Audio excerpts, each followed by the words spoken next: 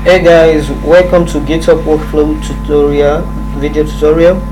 So here I'm just gonna go straight to the point. I'm gonna be explaining something along the way, some things along the way. So here, let's say for example, if you want to work on a project, how do you go about if you want to make use of GitHub? If you want to make use of GitHub for a project, let's say for example it's an open source project. So the first thing you have to do is to create a GitHub repo. So we're just gonna, okay, let's say for example we want to work on the project to create cookies. Let's just say, okay, let's say we want to create an application to create cookies. So we're just gonna limit create cookies. Then we're gonna initialize readme, and I'm gonna add a license to this. Remember I said open source, so MIT license is open source, so I'm just gonna leave it there and make it public also. So it is public. Create the repo, and we're done creating the repo. So the next thing now, you say we have the license here and we have the readme. So the next thing is to copy the URL of the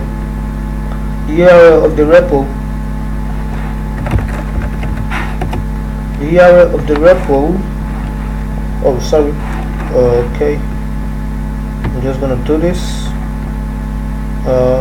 then I'm gonna do this, okay, sorry, okay. So the next thing is to copy. We have to we are just gonna clone the repo to our local machine. So this is how you clone the repo. So cloning repo is more like just copying the files in a repo to your local machine, so you can work on it, and when you're done working on it, you just push back to the remote server. So now we have it here. So we're just gonna check. Okay, yeah, we have create cookies in here, you can see. So we just the next thing is to change our directory to the folder create cookies. Yes, we're in. Now that we have created a repo, the next thing is to create a branch. We have to first it is recommended, the best practice to first create a branch called develop. This branch will be our main branch for our projects. So we are just gonna go on and develop create this branch.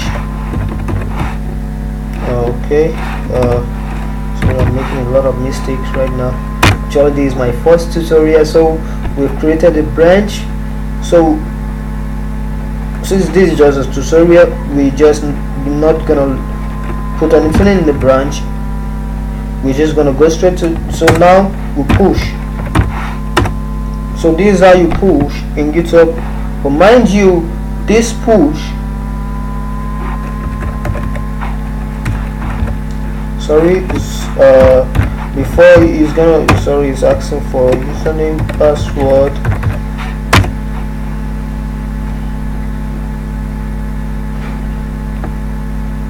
So everything is up to date. Now let's see,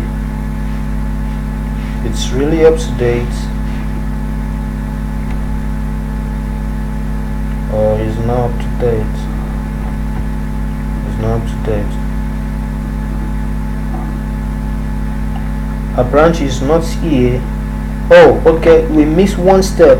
We forgot to check in into the branch.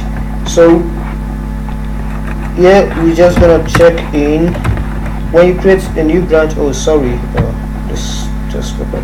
When you create a new branch, after creating the branch, the advice is the best advice is to check into the new branch.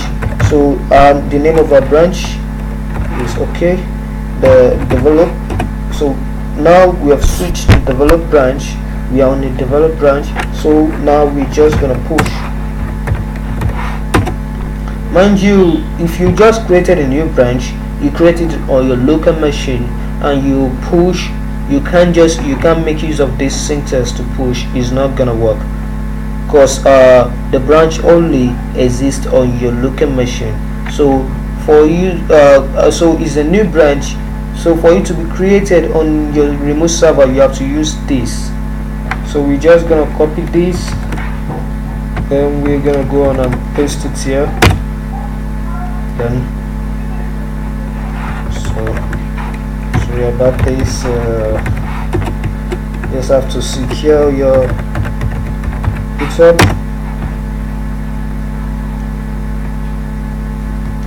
So that's that. The branch is created. Now let's refresh here and see. So you see, from one branch we have two branches here, meaning the branch now exists. So we're gonna change to this branch. So now the next thing to do is to make this branch a default branch. So we're gonna go to settings, then we're gonna go to branches, and we're gonna change from master to develop branch, then update. I understand. So this way, whenever you go straight to your repo, this develop branch will be the main branch that will be present to the people that visit your repo. So we're just gonna put some rules on the branch. So in case, let's say, since we are working on an open source project, we want to protect the branch, so people can just merge files into the branch, so we can keep our code safe. So we're just gonna enforce some rules.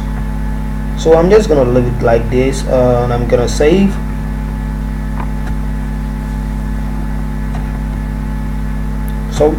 So that's it. Now just like this, we can't just push to this branch. So to work on any features for our application, let's say for example we want to create a UI for our applications, so we're just gonna, first thing we're gonna do, we're gonna create a new branch. Okay, now let's say we're gonna create a new branch.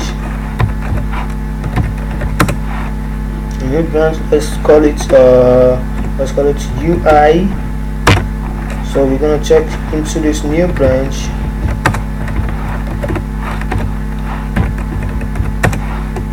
UI, check out to UI. So now we are into we are in UI. So let's just create something. Let's create something.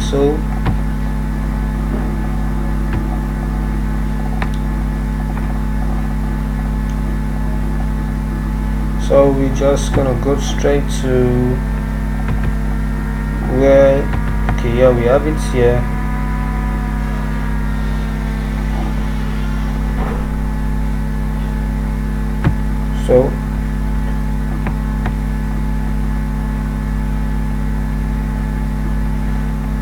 So let's create a new file.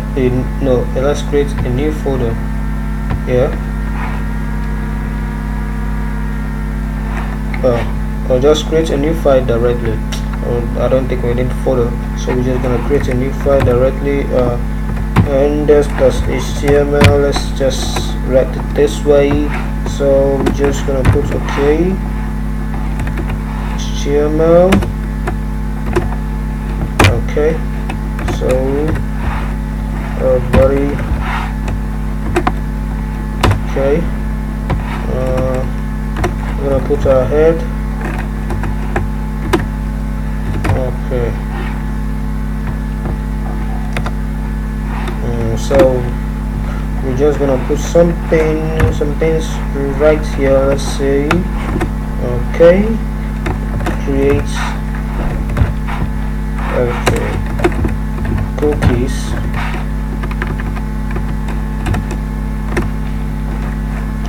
So we're just gonna write something here, and this is create cookies app. So we're just gonna save just like that.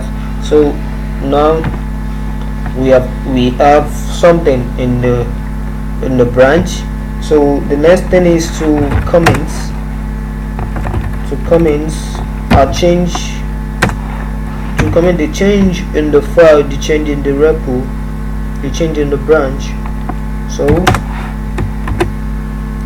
we have to describe, give the description of what we do. Okay, let's say we add UI. Adding UI. Let's say adding UI. So we skip a step. So first thing first, give status. Next, git add. Then adding UI. Does that. Then we push. Remember, this is a new Github, a new branch. Remember, so this won't work, but this will. So we're just gonna put this. So NG.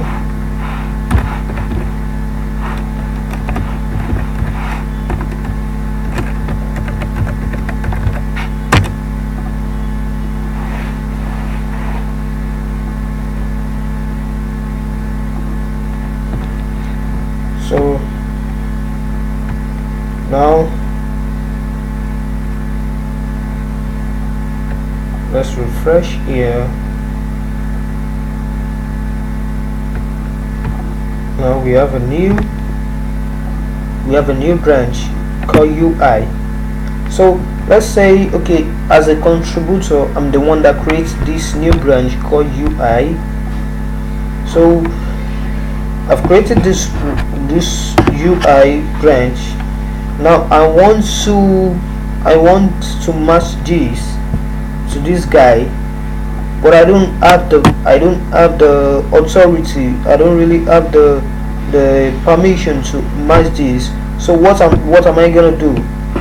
What we're gonna do is we're gonna create a pull request. So we're just gonna create a pull request. We're gonna compare and pull. So we're gonna compare and pull to this guy here. Then okay, let's see.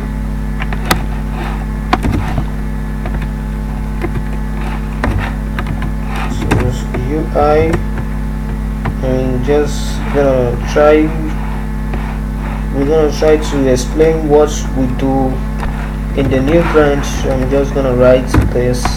So we don't really have time, so I'm just gonna write this, adding UI.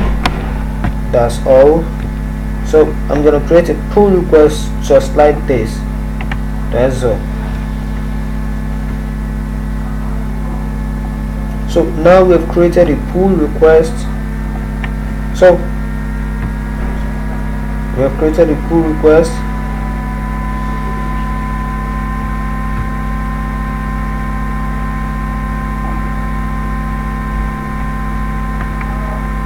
Created a pull request. You can see right here we have one pull request. So let's say I'm the administrator now. When I first get here is what I see. Okay, a pull request. So first thing I do, send this pull request. Okay, someone already created a new branch and worked on it. Okay, now I'm seeing it here. What I'm gonna do is first I'm gonna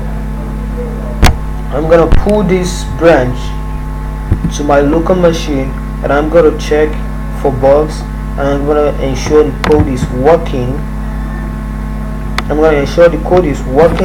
Then if everything is quite good as expected, then I'm gonna match.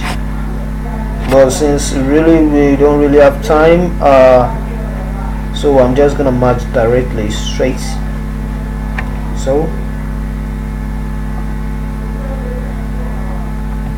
I'm just gonna match directly.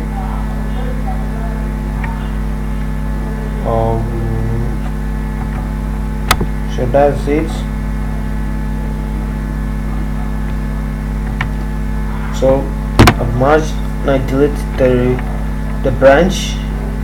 So now the file that we created in the UI branch, now it exists in our development branch. So that's it, guys. I hope I really touched the points.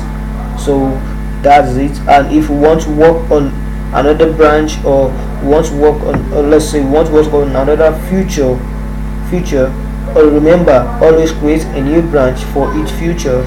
And if you want to work on the features, okay, before once you create a new branch, try to pull to make sure all your repo on your local machine is up to date. Thank you.